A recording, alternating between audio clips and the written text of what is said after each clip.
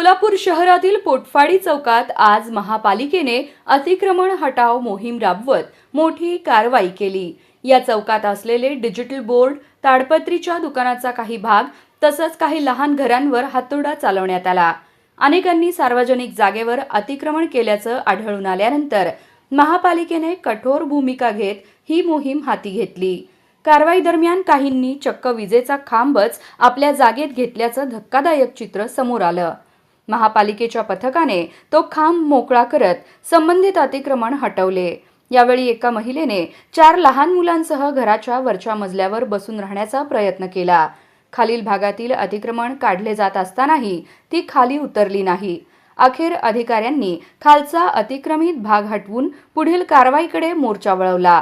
दरम्यान या ठिकाणी भाजपचे काही स्थानिक नेतेही पाहणीसाठी आले होते। मात्र परिस्थितीचा अंदाज घेत त्यांनी तेथून काढता पाय घेतल्याचं दिसून आलं।